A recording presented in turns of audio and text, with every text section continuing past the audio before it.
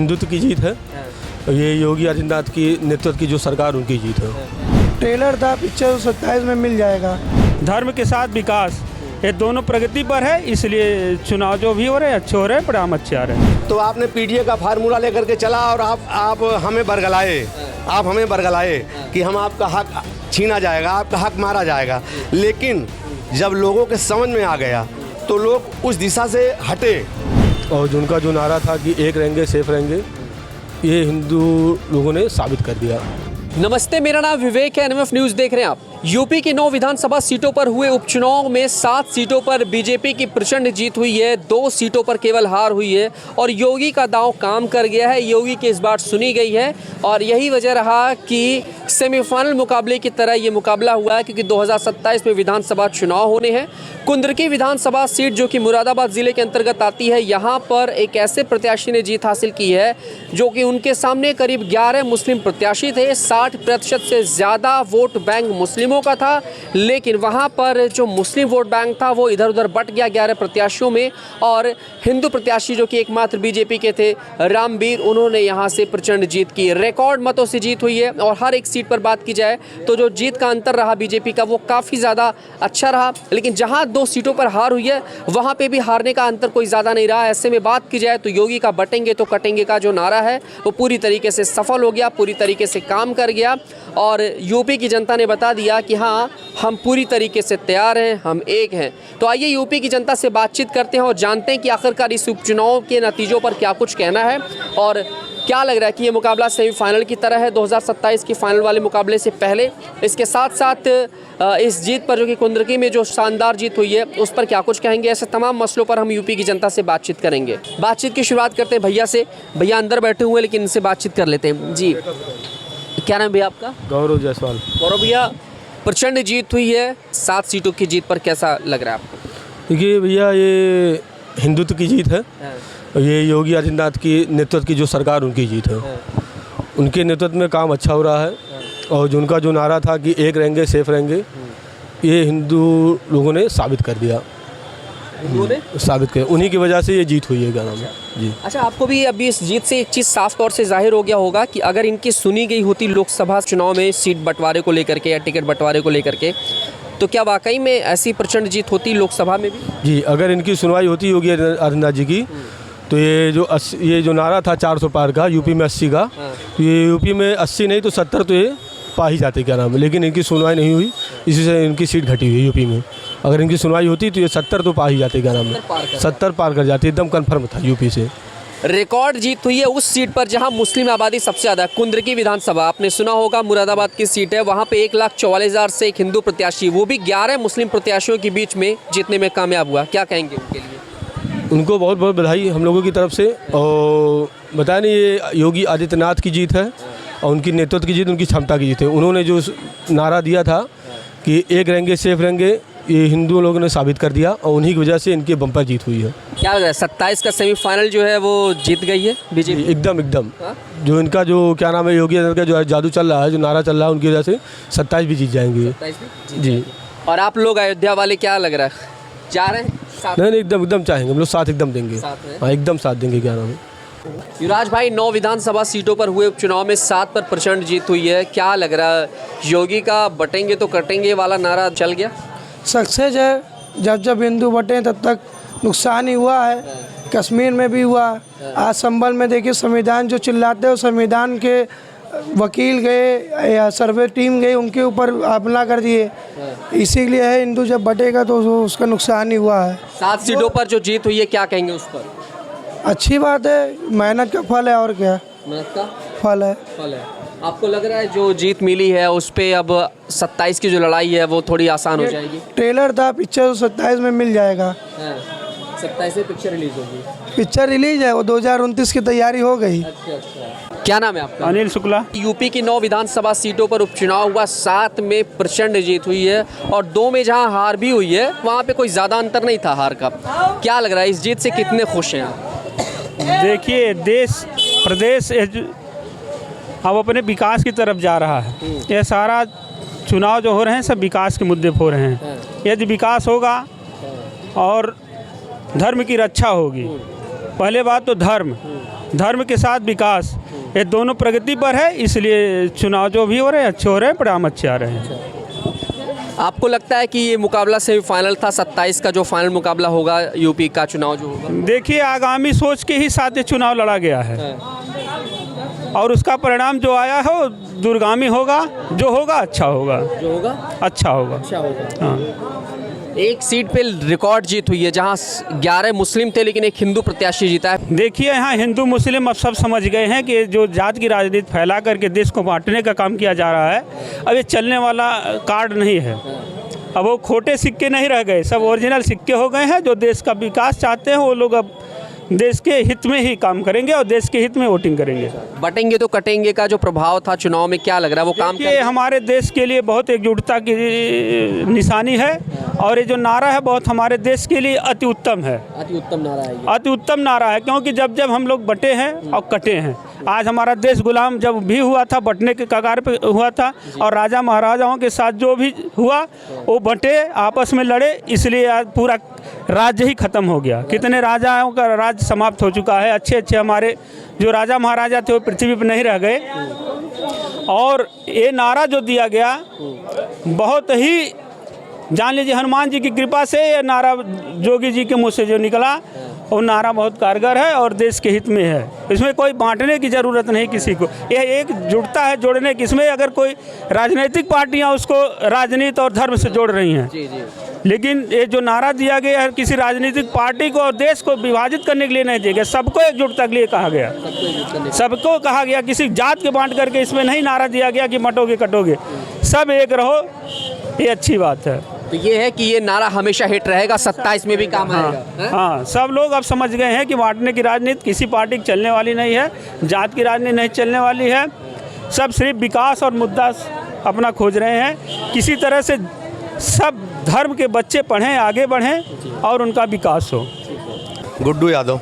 अच्छा, यादव जी एक बात बताइए, यूपी में 9 विधानसभा सीटों पर उपचुनाव हुआ, नतीजे आए, 7 पर प्रचंड जीत हुई है। क्या कहेंगे उस जीत से, कितने खुश हैं, क्या लग रहा है, कौन सा दांव योगी जी का काम कर गया?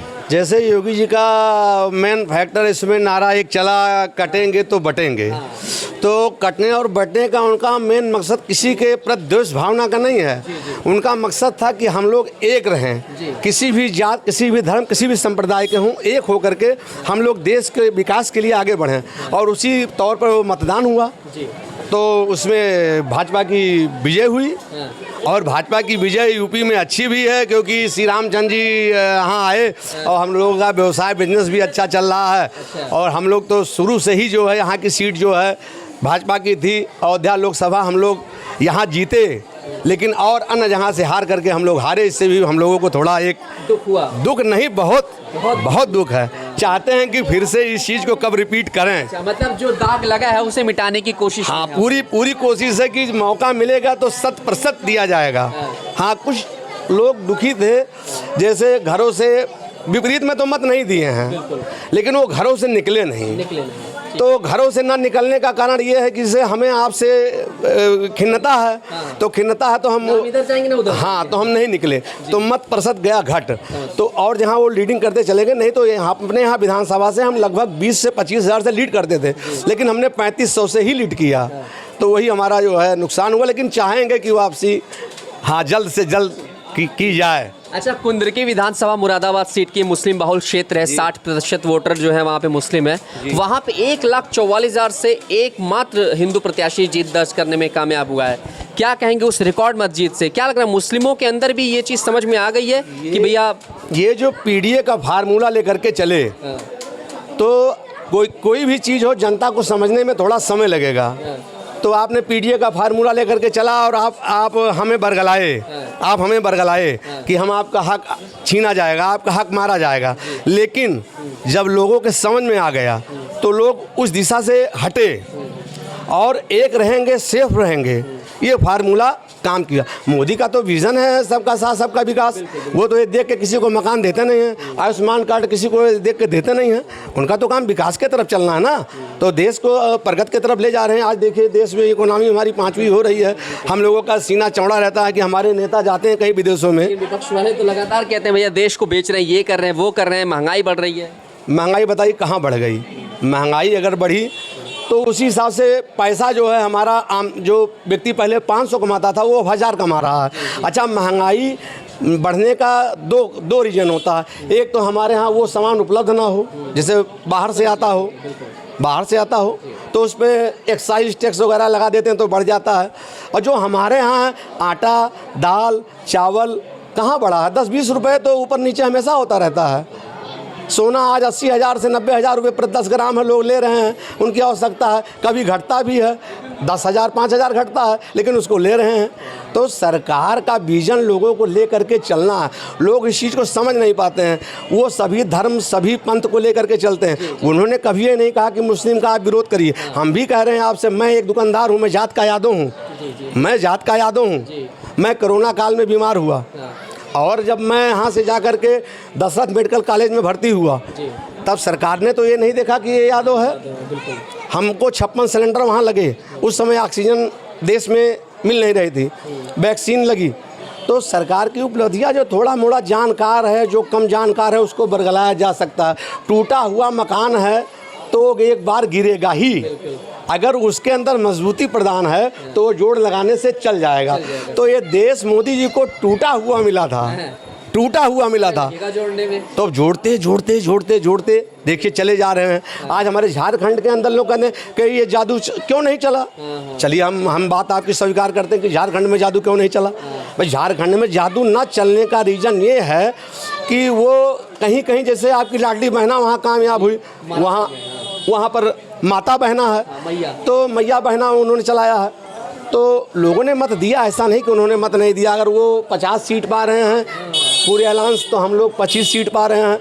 तो लोगों को थोड़ा समझाने में विफल है। और एक चीज़ हमारा विशेष अपना एक दिमाग जो जा रहा है कि एक व्यक्ति विशेष को लेकर चलना भी कहीं नुकसानदायक होता है। उन्होंने असम के मुख्यमंत्री को वहाँ पर विशेष रूप से जो है दिखाया, तो वो जनादेश के थोड़ा खिलाफ गया। कुछ और चेहरे भी ये जैसे आप राष्ट्रीय लीडर कोई भी जाता, प्रदेशीय लीडर का वहाँ कोई आवश्यकता नहीं है। वहाँ हमारे मोदी जी जा सकते थे, गृह मंत्री जा सकते थे, रक्षा मंत्री जा सकते थे, वहाँ के लोकल कैडर। और जहाँ पर लोकल कैडर नहीं निकलेगा वहाँ पर फिर आपकी ताकत कमज़ोर होगी। नेशनल मुद्दों पे लड़ाई लड़ा, लोकल मुद्दे छोड़ दिए, यही भी। हाँ, ये चीज़ है। और उनको जो है थोड़े दिन के लिए जेल भी जाना, ये जो है, और उनकी पत्नी निरंतर दौड़ती रहीं, सिंगल अकेले दौड़ती पूरे राज्य के अंदर, तो उसका भी तो सहानुभूति प्राप्त हुआ।